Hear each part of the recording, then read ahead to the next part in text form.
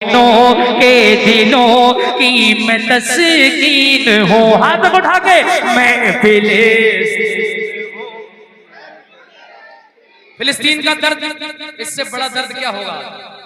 इससे बड़ा दर्द क्या होगा? 40,000 से ज्यादा बच्चे लोग, ये हमारे आदिल साहब ने बड़ी मेहनत की है वहां, अल्लाह इनकी उम्र में बरकत अता फरमाए।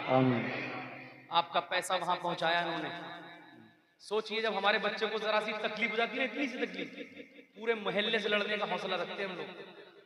और वहां 17,000 तकरीबन बच्चे यतीम हो गए, उनके वालिदैन पता नहीं है। दूसरी करबला देखना है तो फिलिस्तीन को देख लीजिए आप।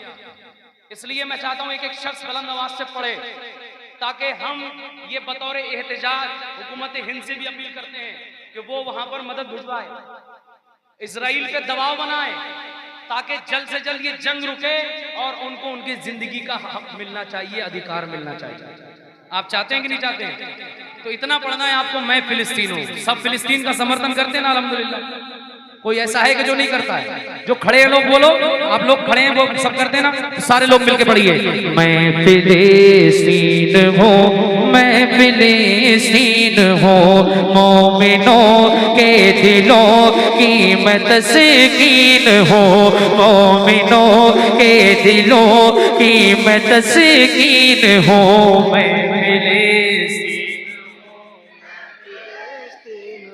खौफ मुझको ना ऐवाने बातिल से है, जंग फिर आज अदियाने बातिल से है,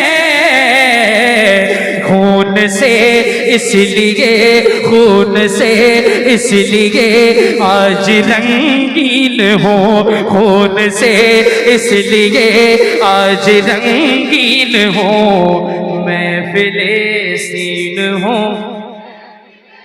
एक एक शख्स की आवाज, मैं फिलिस्तीन हूँ। एक शेर पढ़ रहा हूं, मैं फिलिस्तीन हूँ, मैं फिलिस्तीन हूँ, कौम मिल्लत का हर फर्द है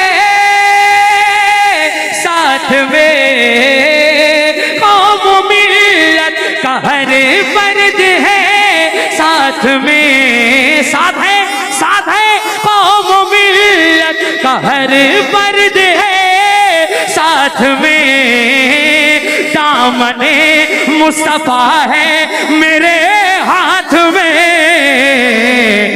ये न हरगिज़ समझना मैं मिस्कीन हूँ, ये न हरगिज़ समझना मैं मिस्कीन हूँ। हाथ तक उठा के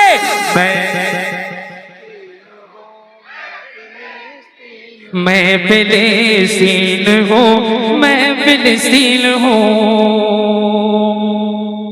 खून के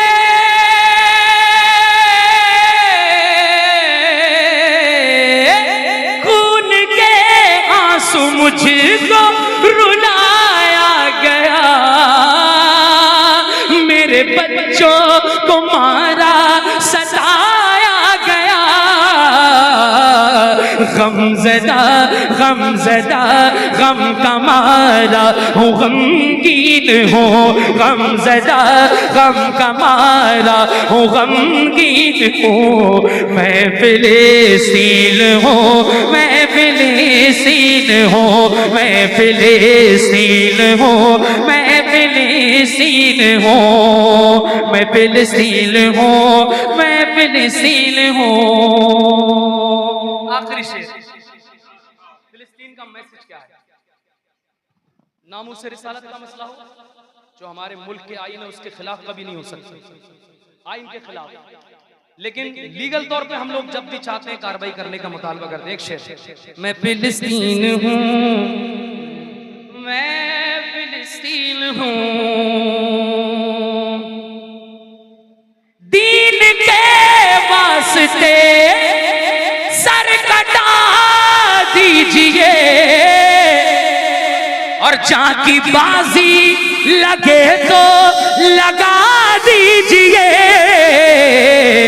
सबको करता इसी की मैं तलकीन हूँ, सबको करता इसी की मैं तलकीन हूँ।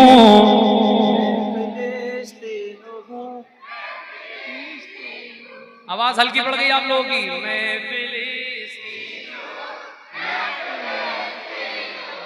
मैं फिलिस्तीन हूँ, मैं फिलिस्तीन हूँ।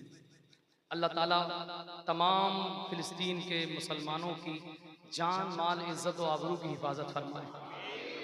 बुलंद आवाज से आमीन कहिए। आप लोगों ने तो फाइनेंशियली भी मदद की ना, आप लोगों ने सबने हिस्सा लिया हुआ। 2-3 मिनट मौलाना साहब अपनी बात कर रहे हैं। अभी हजरत आ रहे हैं, अभी तो मैं ही हूँ। हजरत बोल सैयद साहब, बड़ी मोहब्बत है। सैयद साहब को भी सुनेंगे और 2-2 नगीने आए हुए हैं। मेरे बात भी आप सुनेंगे इंशाल्लाह ताला, लेकिन अब मेरी बात सुनिए। नातखानी मैं करता हूँ और करूंगा इंशाल्लाह जिंदगी भर। करूँ कि नहीं करूँ भाई, सुभान अल्लाह। लेकिन अल्लाह करीम ने मुझे कुछ महीनों से एक ड्यूटी पे लगाया, एक ड्यूटी पे लगाया। ड्यूटी क्या है? ड्यूटी ये है, जहां जहां हमारी मस्जिदें हैं, सुभान अल्लाह, जहां जहां हमारे मदरसे हैं, सुभान अल्लाह, जहां जहां हमारे खानकाहें हैं, क्या वहां वहां हमारे अस्पताल भी हैं? क्या वहां वहां हमारे कॉलेजेस भी हैं, लर्निंग सेंटर भी हैं, कोचिंग सेंटर हैं, कंप्यूटर सेंटर हैं? वी डोंट हैव, नहीं है हमारे पास। इसको ये सारी चीजें, कॉलेजेस, अस्पताल, कंप्यूटर सेंटर, लर्निंग सेंटर पिछले 25 साल पहले बन जाने चाहिए थे, 30 साल पहले बन जाने चाहिए थे। अगर बन जाते तो इसका फायदा पता क्या निकलता?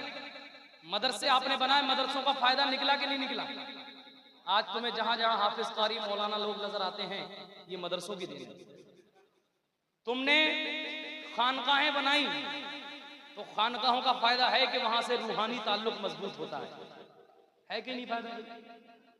तो बताइए मुझे, क्या आज के जमाने में मेरी इस पूरी कौम को, मेरी बात सुनना, थोड़ा सा इको कम कर दो मेरी बात, लेकिन गौर से सुनना, आज कुछ दर्द भरी बातें हैं।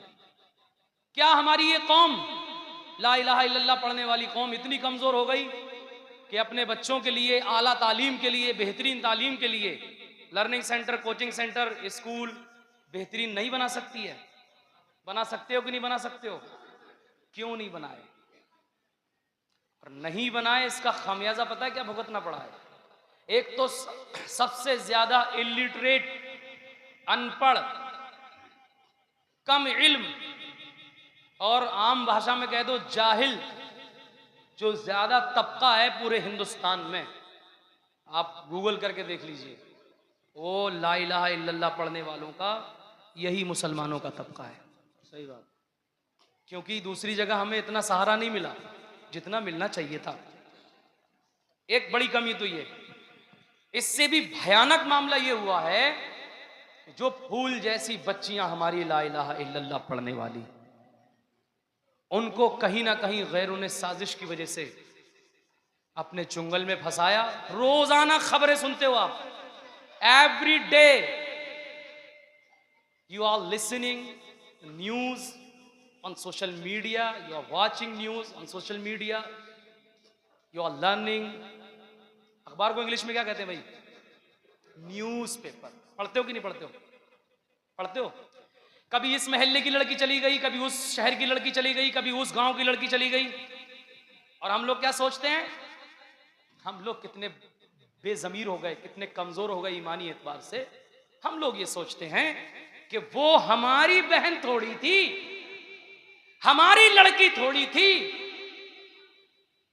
अल्लाह की इज्जत की कसम, तुम्हारा और हमारा सबसे मजबूत रिश्ता ला इलाहा इल्लल्लाह और मोहम्मद रसूलुल्लाह, इससे मजबूत रिश्ता नहीं है पीपल्स आना वालों।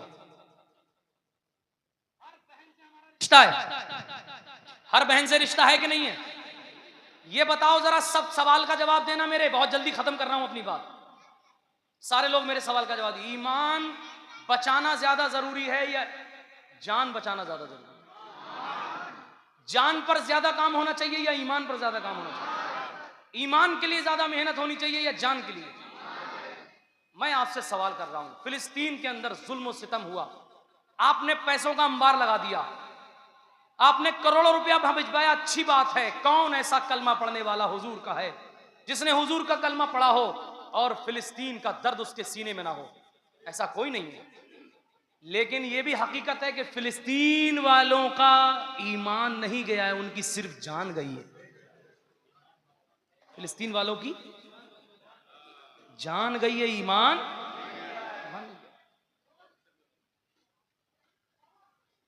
वो उन्होंने जालिमों की आंखों में आंखें डाल के बात की। अरे हुजूर के गुलाम तो ऐसे होते हैं ना, जब हुजूर से मोहब्बत करने लगते हैं, हुजूर से प्यार करने लगते हैं, हुजूर से इश्क करने लगते हैं। तो हमने तो तुम्हारी मुरादाबाद की सरजमीन पे एक आशिक देखा, उसने फांसी के तख्त पे जाने से पहले कहा था कोई गुल बाकी रहेगा ना चमन रह जाएगा, पर रसूलुल्लाह का दीन हसन रह जाएगा। भूल गए तुम उनको, बुला दिया तुमने उनकी तारीख को। हमने देखा है तारीखों में उलमा इकराम बताते हैं, खौलते हुए तेल में हुजूर के आशिक छलांग लगा देते हैं, लेकिन हुजूर के दीन से बगावत नहीं करते। आज हमारी फूल जैसी बच्चियों का ईमान छिन गया, बर्बाद हो गई। अभी वो रीजन भी बता रहा हूं, वो भी बताऊंगा। वजह क्या है, वजह भी बताऊंगा। मैं सिर्फ दर्द नहीं बताऊंगा, उसकी दवा भी बताऊंगा। बर्बाद हो गई, मालूम है वजह क्या है? अब वजह पे आ जाए। सबसे पहली वजह यह है कि माँ बाप ने अपने बच्चों को ठीक तरीके से दीन नहीं सिखाया। माँ बाप अगर अपने बच्चों को तरबियत करने लगे, सच्ची बात कह रहा हूं, देखो मेरे भाई, मैं अभी देखो कितनी चिनात पड़ी मैंने, तुमने कितने पैसे दे दिए मुझे। माँ बाप सबसे पहले रेस्पॉन्सिबल हैं। कोई महल्ले का बंदा तुम्हारे बच्चों को नहीं सिखाएगा। सबसे पहले आप देखो मेरी बच्ची उठती कहाँ है, बैठती कहाँ है, जाती कहाँ है, आती कहाँ है, रिलेशन किससे, ताल्लुकात किससे, किस कोचिंग सेंटर में जा रही है, सारी नजर रखो। जब वो बाबा इंटरव्यू लेता है ना, तुम्हारे ताल्लुकात इससे कब से थे, वो पूछता है उस लड़की से, तो पता है वो लड़की क्या कहती है? वो लड़की कहती है कि मेरे ताल्लुकात इससे 3 साल से थे। क्या कहता है, क्या कहती है वो? 2 साल से थे, 2.5 साल से थे। मुझे जरा सीने पे हाथ रख के बताइए आप लोग, क्या 2.5 साल तक उसके घर के लोग अंधे रहते हैं? घर का जो भाई है क्या वो बहरा हो जाता है? पूरी दुनिया की लड़कियों को मोबाइल में देखने वाले लोग क्या अपने घर की बच्ची की फिक्र नहीं करेंगे? जब तुम अपनी बच्ची की फिक्र नहीं करोगे तो क्या पड़ोस वाले करेंगे? इसलिए सबसे पहली वजह मुर्तद होने की लड़कियों की यही है कि घर के लोगों ने उन पर ध्यान नहीं दिया और दीन सही से नहीं सिखाया। कल कयामत के दिन अगर वो जहन्नम में जाएगी तो याद रखना वो भाई भी बचेगा नहीं, वो बाप भी बचेगा नहीं। कल कयामत में कटघरे में उसको भी खड़ा होना पड़ेगा। दूसरी वजह हमारे बेजा अखराजात। राइट, जल्दी जल्दी कर रहा हूं। बेजा अखराजात। अभी मैं दिल्ली गया था, मौलाना आदिल साहब जानते हैं, मैं तो मांगने का काम कर रहा हूं। अभी दिल्ली गया था, दिल्ली, रमजान शरीफ के महीने की बात है। अब बता रहा हूं मैं आपको, एक मंगनी का खर्च बताऊं आपको कितना था? 55 लाख रुपया खर्च था एक मंगनी का, मुसलमानों की मंगनी का। 2-2 हजार में तुम्हारी ला इलाहा इल्लल्लाह पढ़ने वाली बच्चियां किसी गैर के ऑफिस में काम करती हैं। 2-2 हजार रुपए में 1500 रुपए के लालच में आकर वो अपनी गुर्बत की वजह से दूसरों के कोचिंग सेंटर में जाती हैं। वहां वो लोग बहकाते हैं। पहली ही मुलाकात में उनको मोबाइल मिल जाता है, 3-4 मुलाकात के बाद उनको स्कूटी दे दी जाती है। आप बताइए, घर का खर्च जब गैर मुस्लिम चला रहा है तो उसकी जिंदगी पर भी अधिकार उसी का होगा। जब मामला खराब होगा तो तुमसे नहीं कहेगी, वो उसी से बोलेगी। तुम किस में बिजी हो? भट्टे खरीदने में। तुम किस चीज में बिजी हो? अपने बिजनेस करने में। तुमने पैसा कहां लगाया? प्लाटिंग करने पे। तुम्हारे पैसे कहां? टाइल पत्थरों पे लग रहे हैं। तुम्हारा कंपटीशन क्या है? तुम एसी के ख्वाब देख रहे हो। तुम्हारा कंपटीशन क्या है? तुम जेसीबी, ट्रक पे ट्रक। मेरे अजीज, मैं हाथ जोड़ रहा हूं इस पूरे मजमे में आपके, सिर्फ 10 साल काम कर लीजिए आप, सिर्फ 10 साल काम कर लीजिए। पैसा बचा के लंगर का खर्च थोड़ा कम करो। खत्म नहीं करना क्योंकि अहले सुन्नत है, लोग कहेंगे कहीं लोग मेरे ऊपर फतवा लगा दे कहीं, ठीक है? लंगर का खर्च थोड़ा, डेकोरेशन का खर्च भी थोड़ा कम करो। भाई एक झंडा लगा लोगे तो क्या हुजूर की आमद का जश्न नहीं माना जाएगा? लेकिन पहले जो कौम की सबसे ज्यादा जरूरतें हैं, मैं 10 महीने से चीख रहा हूं इस टॉपिक पे, 400 से ज्यादा मस्जिदों में तकरीर कर चुका हूं इस टॉपिक पे मैं। आप समझिए मेरे दर्द को। और समझना पड़ेगा, क्योंकि मैं अपनी बात नहीं कर रहा, मैं बात कर रहा हूं बच्चियों के ईमान की। उनका ईमान कैसे बचे। अब मुफ्ती आजम हिंद जैसे रहनुमा नहीं है जो शुद्धि तहरीक का मुकाबला करेंगे, नहीं है उन जैसे रहनुमा जो चप्पलें घिसलेंगे, पहाड़ों पे चढ़ने की ताकत रखेंगे, नहीं है ऐसे रहनुमा जो तुम्हें घर घर जाके तुम्हारी बच्चियों के लिए जो है मोटिवेशन देंगे, दीन की बात उनको सिखाएंगे, नहीं है ऐसे रहनुमा इल्ला माशाअल्लाह। ऐसे पुरफतन माहौल में ये बताओ, जो बच्ची किसी गैर के साथ चली गई, वो इस्लाम वाली बच्ची, हम और तुम हव्वा की औलाद हैं, हव्वा की औलाद है ना, एक हव्वा ने पूरी दुनिया बसा दी, अब वो काफिर हो गई, वो किसी के साथ चली गई, उसकी जो आने वाली सारी नस्लें होंगी कयामत तक सब काफिर होंगी। इस चीज का एहसास कब हमारे सीने में होगा। 60 साल की जिंदगी भी नहीं हो रही है, आखिरी बातें हैं, 60 साल की जिंदगी भी नहीं हो रही है, कब्रिस्तान में जाते हो देखो कब्रें, कितनी कब्रें धंस गई हैं, कितने बड़े बड़े बॉडी रखने वाले आज उनके निशान भी बाकी नहीं है, पता तक नहीं है ये कब्र है किसकी। कब तक जिएगा नौजवान मेरे भाई, कब तक जिएंगे हम। तुमने क्या मुगलों से अच्छी बिल्डिंगें बनानी है, तुमने क्या नवाबों से अच्छे महल बनाने हैं, बना लोगे, उनके महलों को भी दीमक खा गई। याद रखना, साथ में जाने वाली चीज ईमान है, ईमान बेशक। और अगर आज ईमान नहीं बचा, इन बच्चियों के ईमान बचाने की कोशिश नहीं हुई, तो कल कयामत के दिन मौला की बारगाह में खड़े होकर के बोलेगी, परवरदिगार हम तो काफिरा हो गए, हमें डायरेक्शन नहीं मिला, हमने तो गैरों के हपट्टे में कहते ना उसमें साजिश का शिकार हो गए, लेकिन सबसे ज्यादा हकदार ये परवरदिगार है मेरे रहीम, ये मेरे घर के लोग हैं, ये मेरी बस्ती के अमीर, पैसा रखने वाले लोग, ये मेरे ईमान लुटने के सबसे ज्यादा जिम्मेदार हैं। कौन माई का लाल इन सवालों के जवाब बारगाह मौला में देगा, बताओ। उस बच्ची ने अगर शिकायत की हमारी मौला की बारगाह में, कौन हम में से माई का लाल है। सुनो इस दिल की आह, सुनो, समझो इस दर्द को, कौन कौन बोलेगा बताइए आप। तो पता लगा इस दौलत के नशे ने ज़कात न निकालने वाले हम लोग, 2.5% गरीबों का खाने वाले हम लोग, दूसरों को ताना बाद में देना, पहले अपने अंदर सुधार करो। और एक आखिरी वजह यह है, बहुत बातें हैं, मैं क्या बताऊं, रब जानता है कैफियत मेरे दिल की, और अल्लाह मुझे हक बोलने की, पहले मुझे अमल करने की तौफीक दे दे। एक सबसे बड़ी वजह यह मुर्तद होने की कि हमने जैसे बिल्डिंग बनाई, जैसे मस्जिद बनाई, जैसे हमने मदरसे बनाए, ऐसे ही 40 साल पहले हम अपनी बच्चियों के लिए कॉलेज और स्कूल भी बना सकते थे, और बना लेते तो आज 15 लाख का आंकड़ा आता है, 15 लाख बच्चियां,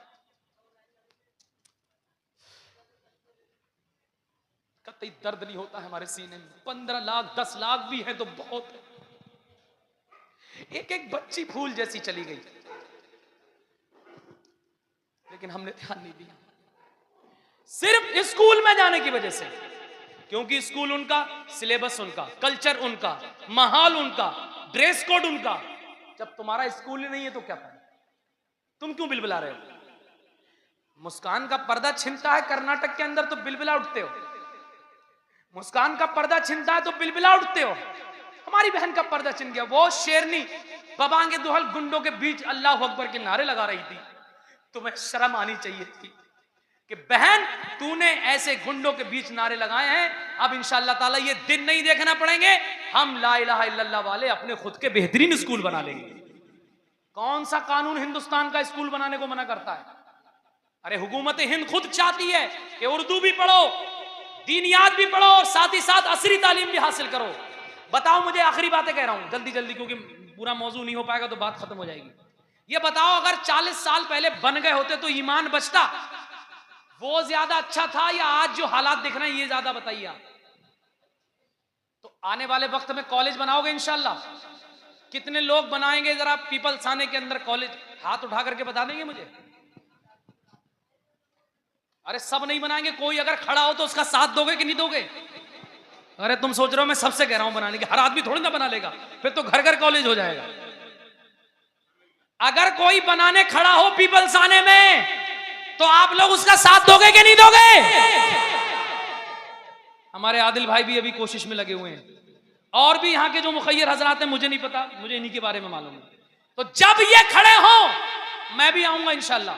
आऊं कि नहीं आऊं? आऊं कि नहीं आऊं? मैं आऊंगा फ्री में इंशाल्लाह।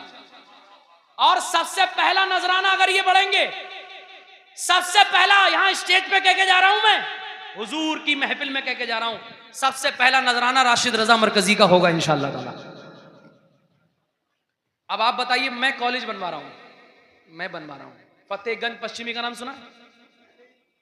मीरगंज में कॉलेज नहीं, मिलक में कॉलेज नहीं, फतेहगंज में कॉलेज नहीं, आंवला में कॉलेज नहीं, फरीदपुर में कॉलेज नहीं, पीपलसाना, भोजपुर, इधर आप पूरे क्षेत्र। नारे तकबीर, नारे रिसालत, मसलके आला हजरत हजरत अल्लामा सैयद मुकीमुर रहमान साहिब क़िबला हजरत। अरे जो भी काम करता है किसकी तौफीक से करता है? अल्लाह ताला तौफीक देता है तभी करता है। बैठो, आप बैठ जाओ यार, कैसे खड़े हो मेरे भाई? ए भाई हेलो नौजवान, हेलो, एक बंदा बांट दे, बाकी सब बैठ जाओ। बैठो, मैं सबको पाएगा। बैठो, आप तो बैठो, आप बैठो, एक बंदा बैठ जाओ, आप तो बैठो ना। ए बच्चे बैठ, बैठ जल्दी, चलो। हाँ, मैं चाहता हूं कि फतेहगंज पश्चिमी के अंदर 12 कॉलेज हैं दूसरी कम्युनिटी के। कितने कॉलेज हैं दूसरी कम्युनिटी के? कितने कॉलेज हैं? अपना एक भी कॉलेज नहीं है। मेरी बात सुनिए गौर से, अपना एक भी कॉलेज नहीं है। समझ रहे हैं आप? 10 महीने पहले मैंने 3 करोड़ की जमीन का यह बयाना किया था तकरीबन। अल्लाह ताला ने 2 करोड़ 20 लाख रुपए का इंतजाम करा दिया। सुभान अल्लाह, सुभान अल्लाह। जरा जोर से कहिए सुभान अल्लाह। अभी इसके तकरीबन 70 से 75 लाख रुपए रह गए हैं। इकट्ठे हो सकते हैं कि नहीं हो सकते हैं? तो आप 70-75 लाख रुपए नहीं चाहिए, मैं आऊंगा जुमे में, जुमे में भी आऊंगा यहां पे इंशाल्लाह। आऊं कि नहीं आऊं? तो आप कुछ दोगे कि नहीं दोगे? हुजूर के नाम पे नहीं दोगे? हुजूर के चाहने वालों के नाम पे? अभी ये ले लो आप, जितने लोग बांट रहे हैं ये सब अपने पास ले लीजिए। इसमें एक स्कैनर दिया हुआ है, स्कैनर दिया हुआ है, स्कैन करके भी कर सकते हैं। दूसरा, इसको आप शेयर कर सकते हैं। 80,000 लोग, कितने लोग? 80,000 लोग अगर 100 रुपए दे दें तो 80 लाख रुपए एक दिन में इकट्ठा हो जाएगा। और ये मुहिम है, मुहिम आने वाले 15 साल में इंशाल्लाह, बोल दीजिए जरा जोर से, आने वाले 15 साल में जहां जहां हम लोग रहते हैं बड़ी तादाद में इंशाल्लाह ताला, तो बड़े पैमाने पे वहां कॉलेज भी बनेगा, लर्निंग सेंटर भी बनेंगे इंशाल्लाह। बनने चाहिए कि नहीं बनने चाहिए? इसकी शुरुआत हो चुकी है। की मोहम्मद से वफा, तूने तो हम तेरे हैं, ये जहां चीज है क्या, लौहो कलम तेरे हैं। उन्हें जाना, उन्हें माना, उन्हें जाना, उन्हें माना, न रखा गैर से काम, लिल्लाहिल हम्द में दुनिया से मुसलमान गया। मेरी आप सबसे हाथ जोड़ करके गुजारिश है, अपनी हैसियत के मुताबिक हिस्सा लेना। मैं यहीं बैठ जाऊंगा, अभी मेरे पास नहीं आना। सलाम के बाद सब जाएंगे, मुझसे मुसाफा करके जाना। और दूसरी गुजारिश ये कि कोई भी हुजूर का चाहने वाला यहां से उठ के ना जाए। हजरत आ गए हैं, पूरी बात सुननी है। मैंने ऑपरेशन की तैयारी की है, हजरत आज पूरा ऑपरेशन करके जाएंगे इंशाअल्लाह ताला। ऐसे बैठे रहना सब लोग, ऐसे खड़े रहना, ठीक है? अस्सलाम वालेकुम।